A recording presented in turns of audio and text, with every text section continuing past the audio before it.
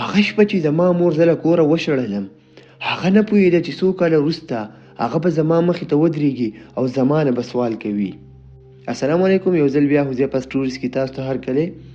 د کلي خلک به زما د مور نه یېرېدل. خلکو به ویل دا ښځه هېڅ رحم نه لري، خو زه بیا هم خاموش وم ځکه هغه زما مور وه. زما نوم فاطمه دی. کله چې زه ډېره وړه ومه پلار مې وفات شوی و. د پلار د مرګ نه وروسته زما د مور زړه لکه د کاڼي کلک شوی و. هغې به هره ورځ راته ویل ته بدقسمته یې، ستا د ودې ستا د پلار مرګ شوی دی. دا خبرې به ما په زړه تېرولې، خو زه به خاموش ومه ځکه زه مجبوره ومه. زمونږ کور ډېر زیات غریب و. ما به د خلکو په کورونو کې کار کوو، لوښي به مینځل، صفایي به مې کول، هر څه به مې کول. ما به سوچ کوو شاید یوه ورځ به راباندې مور مهربانه شي، خو هره ورځ به حالات نور هم خرابېده. یوه شپه ډېر سخته یخني وه، باران هم ورېدو او زه له کاره ناوخته کور ته راغلم. لاسونه مې یخ شوي وو او خپې مې لړزېدې. ما ورو ورو دروازه وټکوله. مورې دروازه خلاصه که. خو څه وخت خاموشیا وه او بیا دروازه خلاصه شوه. مور مې په غوسه راته وکتل. چېرته مړه وې؟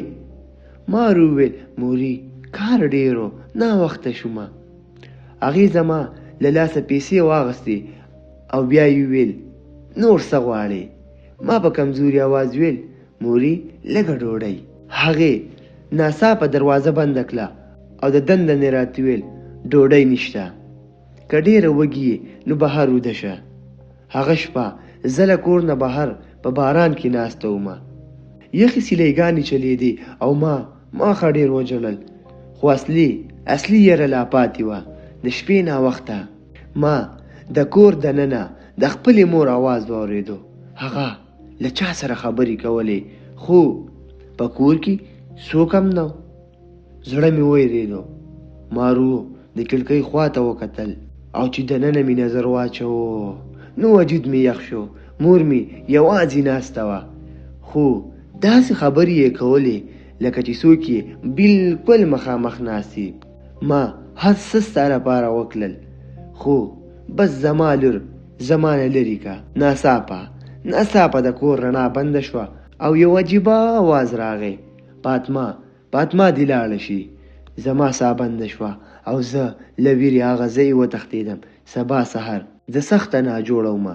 د کلي یو بوډۍ ښځې راته ویل لورې ستا مور له ډېر وخته یو پټ راز سره ژوند کوي. ما په حیرانتیا سره وکتل. هغې وویل ستا پلار برناقه نه و مړ شوی. زما وجود ولړزېد. څه مطلب؟ بوډۍ ښځې شاوخوا وکتل او بیا یې وویل ستا مور له پیسو دپاره له غلطو خلکو سره ملګرتیا کړې وه.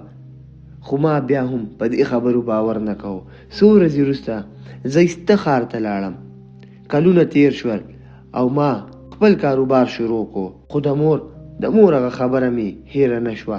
فاطمه دې ایسته لاړه شي. ما ته به تل داسې احساس کېدو لکه چې څوک مې څاري. یوه ورځ یوه بوډۍ سوالګره ښځه زموږ دکان ته راغله. جامې یې زړې وې او سترګې یې له ژړا سرې شوې وې. هغې ویل لورې یوه ډوډۍ راله راکړه. ما چې سر پورته کو نو لاسونه مې ولړزېدل. هغه زما مور وه، خو دا ځل هغه سخته یېرېدلې ښکاره کېده. هغې زما لاس ونیو او په ژړا یې ویل هغه خلک بیرته راغلل. زما زړه ویرېدو. کوم خلک مورې؟ هغه په رپېدلي اواز ویل ستا د پلار قاتلان. ناڅاپه د دکان بهر یو تور موټر ودرېد او د موټر دروازه رو خلاصه شوه. ملګرو که تاسو دویم پارټ غوښتل غواړئ نو ماته په کمنټ کې ضروري ووایئ.